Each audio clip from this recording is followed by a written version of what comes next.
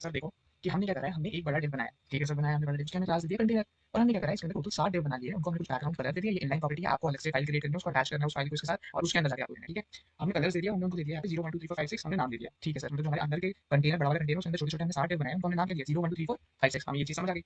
और हमने इनको कुछ बॉर्डर दे दिया, कुछ हाइट दे दिया, कुछ विड्थ दे दिया, ठीक है। मतलब कुछ बॉर्डर का साइज दे दिया, बॉर्डर कैसे दिया, 7 पिक्सल का बॉर्डर दिया, कौन सा दिया, सॉलिड दिया, और कैसा दिया, कलर ब्लैक, ऐसे करके, ठीक है। और हमने हाइट दे दी 500 पिक्सल, विड्थ दे दी 70%, है ना।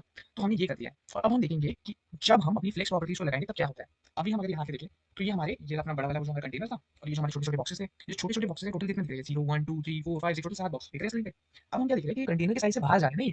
अगर हम इनको इस कंटेनर के अंदर लाना, मैंने बताया था कि फ्लेक्स बॉक्स की मदद से आप कर सकते हो ये कि साइज में लेआउट बनाने में, तो बोला मैंने लेआउट क्रिएट कर सकते हो, कैसे। चलो देखते हैं कि कर पाता है ये कि नहीं कर पाता। मैंने जैसे ही यहाँ के लिखा है सर कंटेनर, मुझे डिस्प्ले फ्लेक्स प्रॉपर्टी चाहिए, तो ये क्या करेगा, ये अभी करेगा कि ये उन चीजों को ना उस बॉक्स के अंदर अरेंज करवा देगा। और पहले कैसे अरेंज करवाएगा, रो वाइज अरेंज करवाएगा, कि रो वाइज बेशक उनके विड्थ ज्यादा भी हो ना, बट वो ऑटोमेटिक अरेंज करा देगा, क्योंकि उस बॉक्स के अंदर आ जाए सारी तरह भी बाहर निकल रहे थे। अब देखो 0 1 2 3 4 5 6, सर ये तो बढ़िया चीज है ना मैम, बिल्कुल बढ़िया चीज है, इसकी मदद से आप ये चीज कर सकते हो। अब इसमें हम और क्या कर सकते हैं, हम इसमें मान लो हम इसको रो वाइज तो नहीं करा देंगे, हमें कॉलम वाइज चाहिए सर, ऐसे तो हमें मजा नहीं आएगा। ठीक है यार, कॉलम वाइज कर लेते हैं।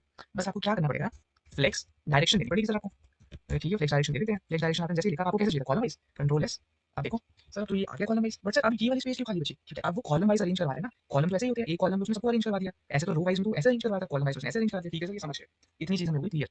अब देखते हैं नेक्स्ट चीज क्या है इसके अंदर, फ्लेक्स डायरेक्शन सर आपने कुछ लिखा है यहाँ पे, फ्लेक्स डायरेक्शन कॉलम, ये क्या है सर, जब हमें इसकी डायरेक्शन रो चाहिए तो हम रो कर सकते हैं, जब हमें कॉलम चाहिए तो हम कॉलम कर सकते हैं। अब देखो इधर और भी चीज होती है, रो रिवर्स, जैसे याद है रो रिवर्स, हमने जैसे रो रिवर्स करा, हमने कंट्रोल एस करा, तो क्या हो जाएगा सर, क्या हो जाएगा सर। देखो अब क्या हुआ, पहले 0 यहाँ था, 0 1 2 3 4 5 6, हमें पता है मेन एक्सेस क्या होता है, हमने बताया था रो का मेन एक्सेस स्टार्ट होता है लेफ्ट से राइट की तरफ। तो अब इसका रिवर्स कर दो तो क्या हो जाएगा, राइट से लेफ्ट की तरफ, तो ये राइट से लेफ्ट स्टार्ट हुआ, 0 1 2 3 4 5 6, ठीक है।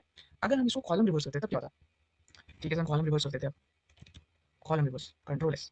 अब क्या हो गया, ऐसे कैसे शुरू होता था कॉलम हमारा, टॉप से बॉटम तक, अब कैसे हो रहा है 0 1 2 3 4 5 6, ठीक है सर। हमें ये चीज आपने बता दी, हमें ये चीज बिल्कुल अच्छे से समझ आ गई, चलो ठीक है, मेरे को बढ़िया होगा अगर समझ आ गई तो अब हमने क्या क्या देख लिया कि हमने फ्लेक्स डायरेक्शन में हमने क्या देख लिया, फ्लेक्स डायरेक्शन में दे सकते हैं, रो दे सकते हैं, कॉलम दे सकते हैं, और हम ये सारी चीजें हम दे सकते हैं। चलो अब इसको यहाँ पे रो कर देते हैं, और अपन आ जाते हैं अब जस्टिफाई कंटेंट, जस्टिफाई